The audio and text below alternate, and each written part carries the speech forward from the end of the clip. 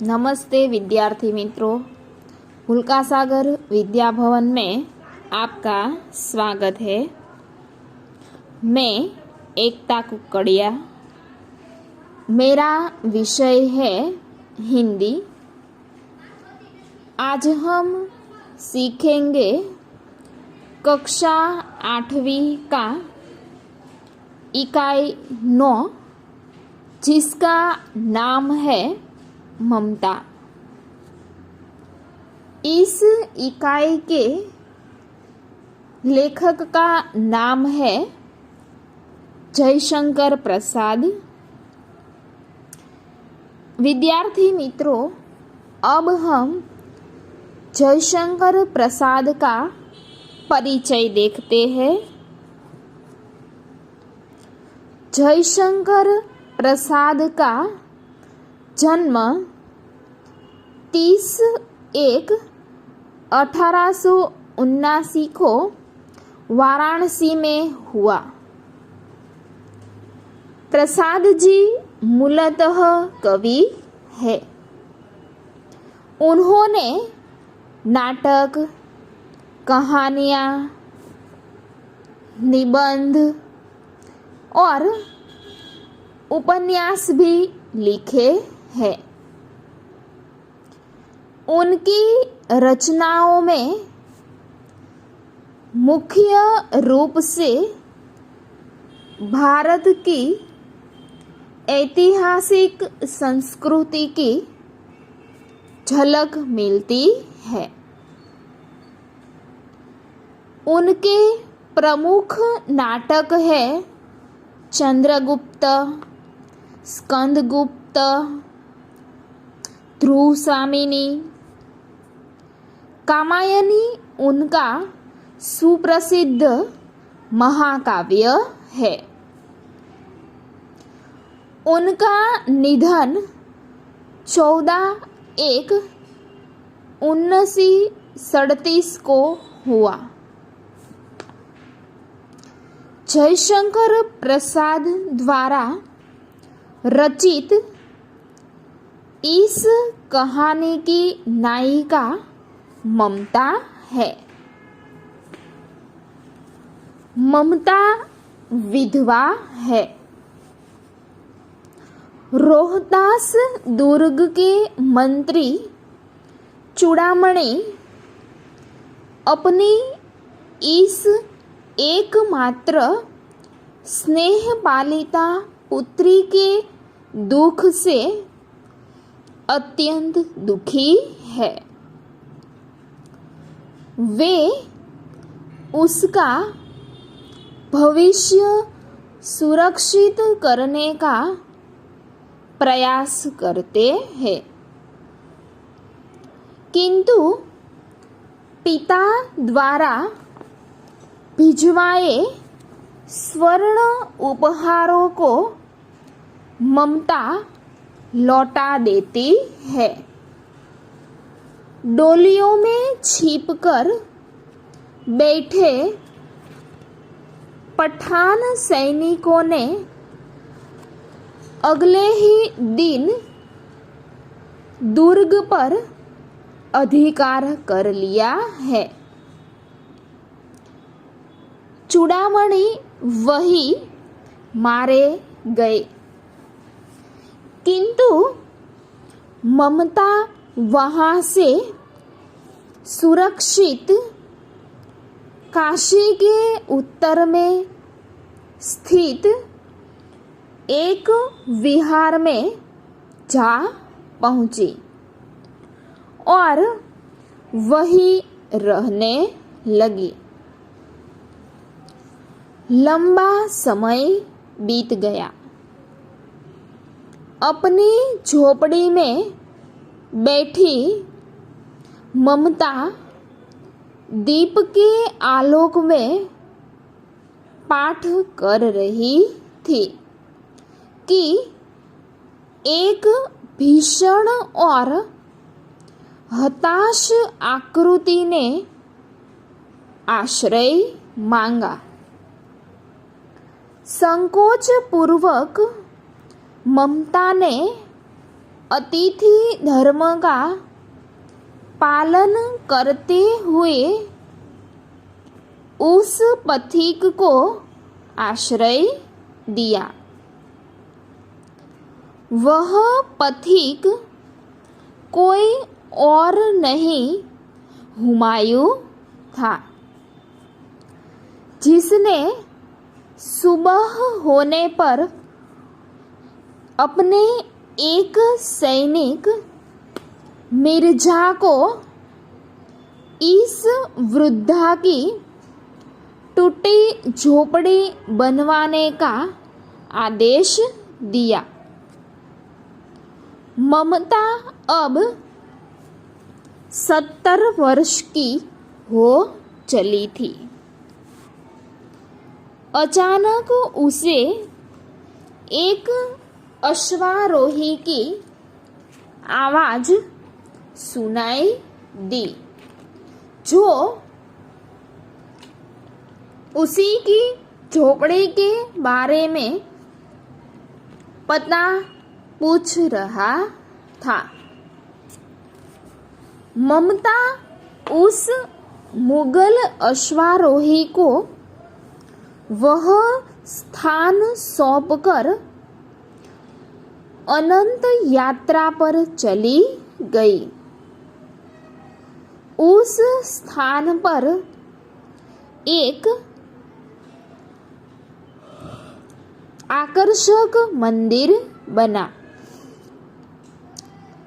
जिसके शिलालेख पर 7 देशों के नरेश हुमायूं और उसके पुत्र अकबर का नाम तो था, किंतु ममता का कहीं जिक्र तक न था।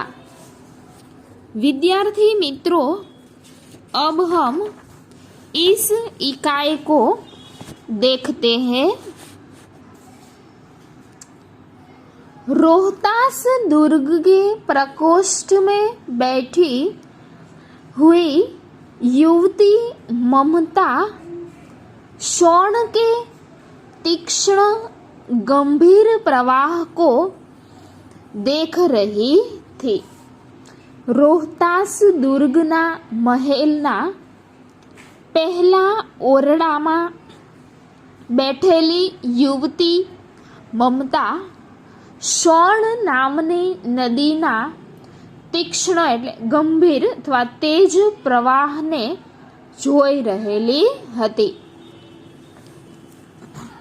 मन में वेदना, मस्तक में आंधी, आँखों में पानी की बरसात लिए वह विकल थी। मन में वेदना, मस्तक में तोफान, आँख में पानीनो वरसाद लईने ते खूब ज बेचैन हती। वह रोहतास दुर्ग के मंत्री चूड़ामणि की एकमात्र दुहिता थी। ते रोहतास दुर्ग મહેલના मंत्री चूड़ामणिनी एकमात्र पुत्री हती। उसके लिए कोई अभाव होना असंभव था। तेमना माटे कोई पण वस्तुनी अछत होवी ए अशक्य हतु। परंतु वह विधवा थी, परंतु ते एक विधवा हती। उसकी विडंबना का अंत कहाँ था? तेमना दुखनो कोई अंत न हतो। चूड़ामणि ने चुपचाप उस प्रकोष्ठ में प्रवेश किया। मंत्री चूड़ामणिए चुपचाप તેમના ઓરડામાં प्रवेश करियो। शौण के प्रवाह और उसके कलनाद में ममता अपना जीवन मिलाने में बेसुध थी। बेसुध एटले तल्लीन।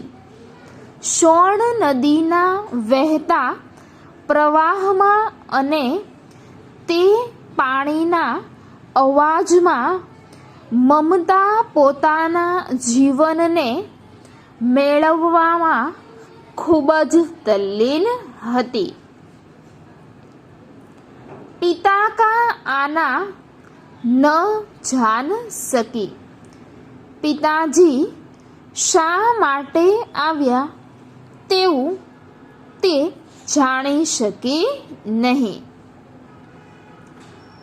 चूड़ामणि व्यथित हो उठे। मंत्री चूड़ामणि खूब ज दुखी थई गया।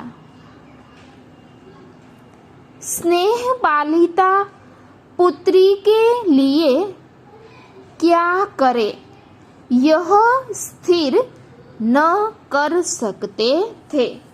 स्नेह थी पालन पोषण करेली पुत्री माटे ते शू करी शके तेवुं निश्चित करी शकता न हता।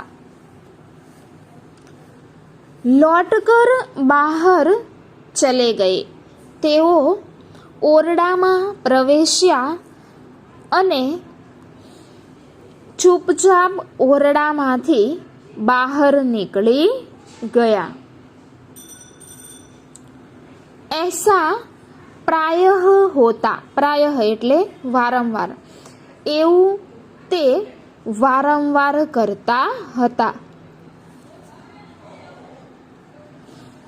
परंतु आज मंत्री के मन में बड़ी दुश्चिंता थी।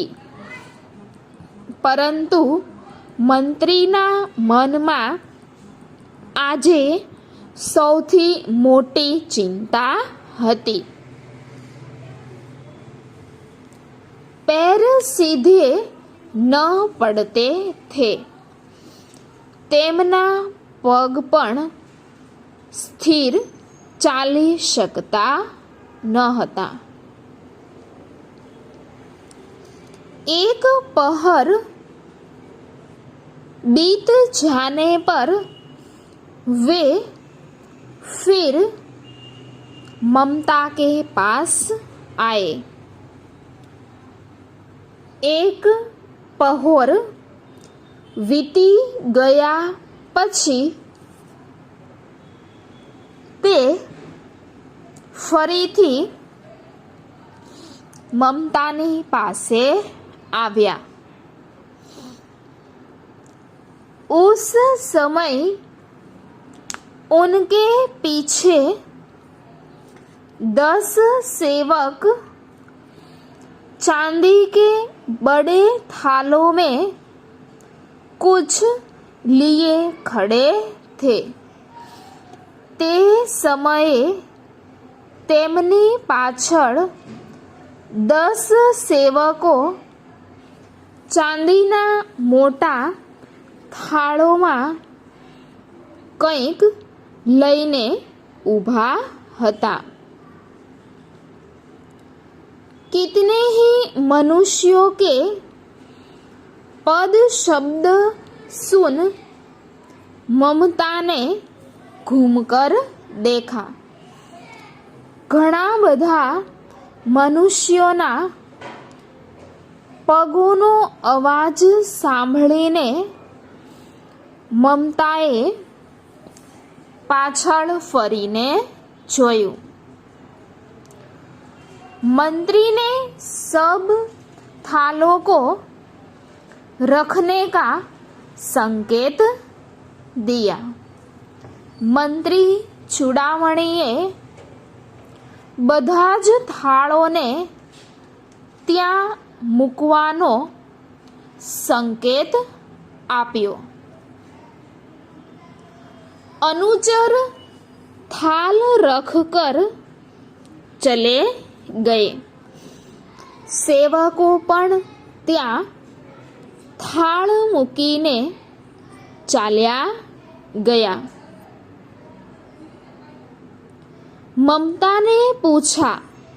ममताए आजे फरीथी पूछ्યું, यह क्या है पिताजी? ममताए आजे તેમના પિતાશ્રીને ફરીથી પૂછ્યું કે આ શું છે પિતાજી? तेरे लिए बेटी उपहार है कहकर चूड़ामणि ने आवरण उलट दिया. મંત્રી ચૂડામણીએ તેમની દીકરીને કહ્યું કે આ ઉપહાર તારા માટે છે. એવું કહીને મંત્રી ચૂડામણીએ થાળ પર ઢાંકેલું આવરણ ફેરવી દીધું અથવા થાળ પર ઢાંકેલું કપડું અથવા વસ્ત્ર ઉતારી લીધું. स्वर्ण का पीलापन उस सुनहरी संध्या में विकीर्ण होने लगा. सोनानु पीळाशपणुं ते सोनेरी संध्या में चारे तरफ फैलावा लाग्यो. ममता चौंक उठी. ममता खूब ज आश्चर्यचकित थई. इतना स्वर्ण, आटलू बधु सोनू, यह कहाँ से आया? ममताए તેમના પિતાને કહ્યું કે આટલું બધું સોનું અને આ બધું ક્યાંથી આવ્યું?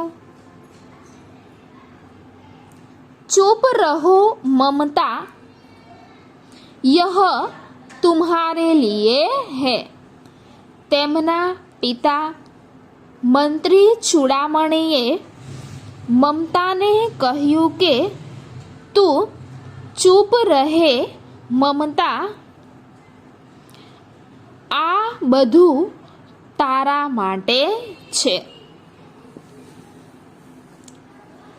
तो क्या आपने शत्रु का उत्कोच स्वीकार कर लिया? ममताए तेना पिताने पूछ्યું કે તો શું તમે આપણા દુશ્મનોએ આપેલું રિશ્વતનું સોનું